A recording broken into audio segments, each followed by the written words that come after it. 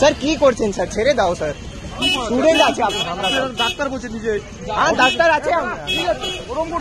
Sir আপনি harass করছেন sir. কি করছেন? তোমার আমার একটাই স্বর, গলিতে গলিতে একটাই স্বর, তোমার আমার একটাই স্বর। কলকাতা পুলিশ হায় হায়, কলকাতা পুলিশ হায় হায়।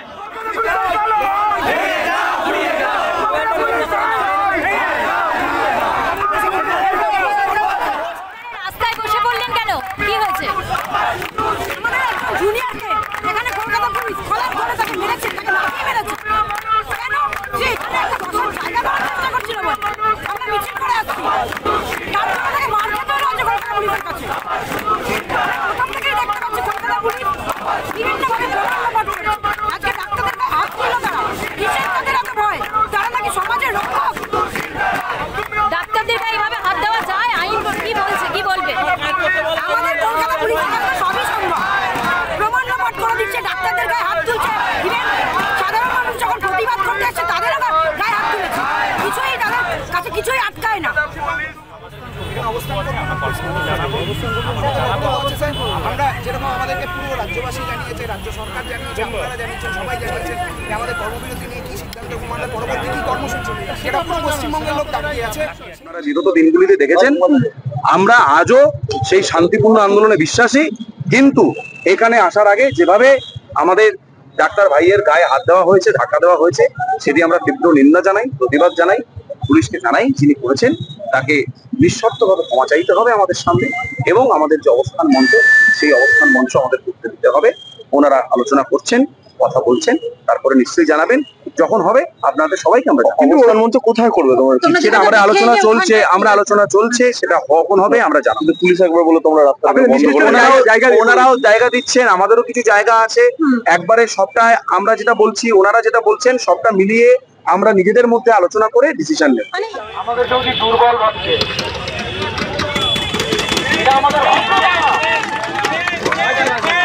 এই ভদ্রতাটাকে যদি কেউ দুর্বলতা ভাবে, তার ভাবনার মধ্যে সমস্যা আছে। ওই ভাবনার যে সমস্যা আছে তার বিরুদ্ধে আমাদের এই প্রতিবাদ।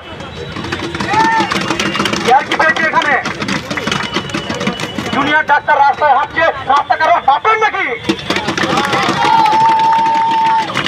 লাঠি মারার ক্ষমতা কে দিল? কোথা থেকে এই ক্ষমতা পায় ওরা? বুটের মুখে আর জায়গা পাচ্ছে না। সহ্য করে বলতে এগুলো আমাদেরকে। যারা একটা সিম্পল হেঁটে আসা মানুষের গায়ে লাঠি মারতে পারে, তারা কি করে প্রোটেকশন দেবে?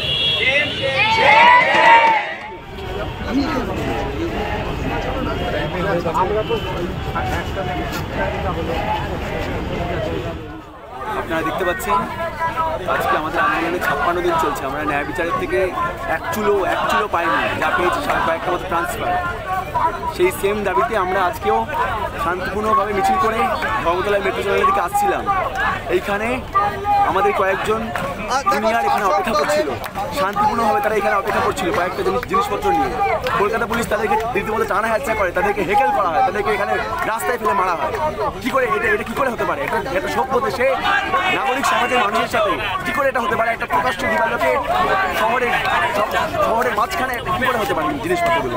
আমরা তার প্রতিবাদে এখন এখানে অবস্থান করছি। এর জবাব না পাওয়া পর্যন্ত এই অত্যাচারে প্রতিবাদে স্বরূপ আমরা এখানে বসে আছি। যতক্ষণ না আমরা জবাব পাবো ততক্ষণ আমরা এখানে বসে থাকবো, এইভাবে অবস্থান। আপনারা তো পুলিশের সাথে কথা বললেন, কি বললেন উনি? পুলিশের কাছে কোনো জবাব নেই। আপনারা অলরেডি শুনেছেন পুলিশ আমাদেরকে গুন্ডা বলেছে, ডাক্তারকে গুন্ডা বলেছে আমাদেরকে। শান্তিপূর্ণ অবস্থা দেখতে পাচ্ছি না আপনারা। আমরা এখানে বসে স্লোগান দেখছি, আমাদেরকে কারোর কোনো রকম কোনো অভিসন্ধি নেই। আমরা 55 দিন ধরে শান্তিপূর্ণভাবে মিছিল করে গেছি, সৌজন্যপদ দেখিয়েছি, সংযম দেখিয়েছি, আমরা কখনো অসংযমী হইনি। তারপরেও আমাদেরকে এইভাবে রাস্তায় বসে থাকতে হচ্ছে দিনের পর দিন। তারপরে আমাদেরকে এইভাবে অত্যাচারের সম্মুখীন হতে হচ্ছে।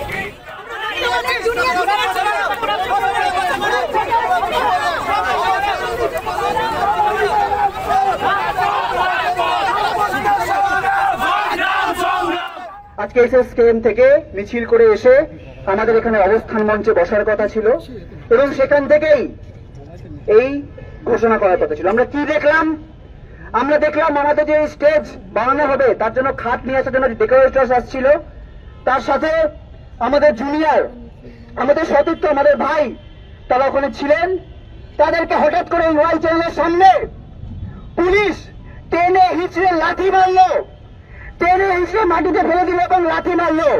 আমরা গিয়ে যখন বলছি যে এটা কেন হলো, আমরা এটা একটা শান্তি, ওরা বলছে যে আপনারা অবস্থান করবেন, আপনারা রাস্তা ব্লক করছেন। আমরা কোন রকম রাস্তা ব্লক করতে চাই না, আমরা একদম রাস্তার এক পাশে যাতে কারোর কোনো অসুবিধা না হয় সেইভাবেই অবস্থান মঞ্চ কিন্তু আমরা বানাচ্ছি এবং সেভাবেই কন্টিনিউ করব। কিন্তু তার জন্য আমাদের জুনিয়রকে আজকে মার খেতে হলো।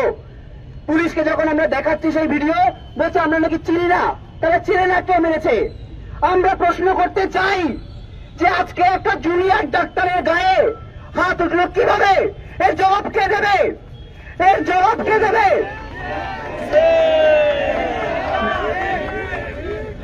আমরা ঠিক যেমন আমাদের 10 দফা দাবি নিয়ে যেমন অবস্থানে বসছি, গড়ি মেনে নিচ্ছি, প্রয়োজনে নিজের জীবন বাজি রাখছি, তার সাথে সাথে অবিলম্বে নিঃশর্ত ক্ষমা চাইতে হবে। আমাদের জুনিয়রের গায়ে হাত উঠেছে, এটা আমরা কিন্তু ছেড়ে দেব না।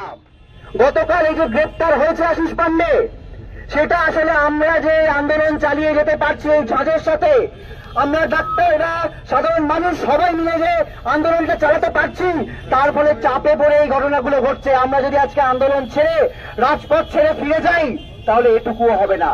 তাই ঠিক যেমন আমরা এখানে অবস্থান মঞ্চ করব, ঘড়ির কাঁটা বেঁধে দিয়ে নিজেদের জীবন বাজি রাখবো, ঠিক তেমনি প্রয়োজন হলে আমরা দিল্লি অব্দি যাব।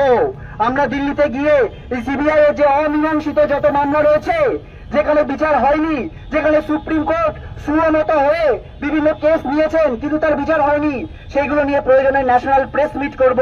বাকি গোটা ভারতের সমস্ত যে আরডিএ গুলো রয়েছে, সাধারণ মানুষ রয়েছেন তাদের সাথে মিলে আমরা কিন্তু যতদিন না পর্যন্ত অভয়ার ন্যায় বিচার পাচ্ছি এবং অভয় আর একটা অভয় না হয় যেটা সুনিশ্চিত করতে পারছি, ততদিন আমাদের আন্দোলন চলবে। আমরা রাজপথ ছাড়ব না। অভয়া ভয় নাই, রাজপথ ছাড়ি নাই। তোমার আমার একটাই স্বর, গলিতে গলিতে একটাই স্বর। আমাদের ভিডিও ভালো লাগলে লাইক এবং শেয়ার করুন। কমেন্ট সেকশনে গিয়ে জানান আপনাদের মতামত। আরও ভিডিও পেতে আমাদের চ্যানেল সাবস্ক্রাইব করুন এবং প্রতি মুহূর্তে খবরের আপডেট পেতে প্রেস করুন বেল আইকন।